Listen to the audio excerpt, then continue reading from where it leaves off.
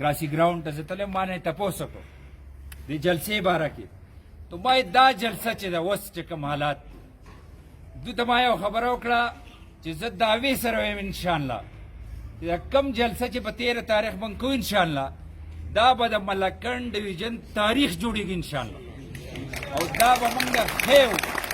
د دې کرایات ترجمانان چې ناست دي دلته د عمران یا دا جلوس یې دلته د وزیرانو ناست دی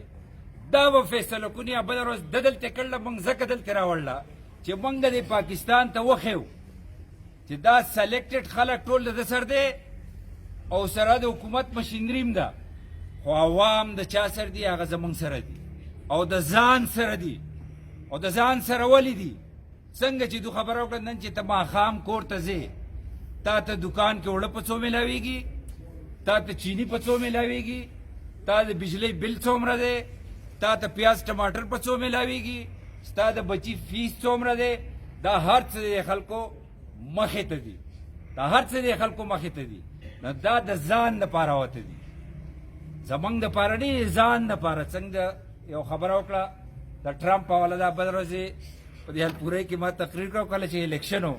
د ټرمپ والا نو ما یې په دې دنیا باندې یو 3 نااهله حکمرانان خدای مسلط کړي و 3 نالایقه نااهله خلک راغلی یو په امریکا کې راغلی و ټرمپ یو په دې انډیا کې مودي دی هغه راغلی دی او یو دیسي ټرمپ خدای په موږ راوستی دی په موږ تاسو نو هغه یو ټرمپ خو د امریکې خلکو لرې کړ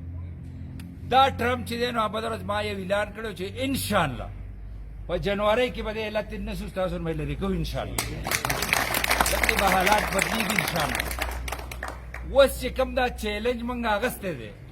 زموږ لیډرشپ موږ ته وویل چې تاسو کنونشن په ځای جلسه وکئ او هلته به یې کوئ په کوم ځای کې چې دې سلیکټډ کړی او موږ هغه چیلنج قبول کړی چې هلته به هم کوو او د دې نه به یې ډبل هم کوو انشاءالله ولې موږ ویو موږ ستاسو په وجه ویو موږ ته دا احساس دی چې تاسو به په دې لبیک وایئ موږ ته دا احساس دی چې تاسو به په دغه ورځ قرباني ورکوئ او د یوې ورځې قرباني چې ده دا څنګه دا خبرې وکړېږي زه تفصیل کې نه ځم خو دا کم تکالیف چې دي د دې حل هم دی انشاءالله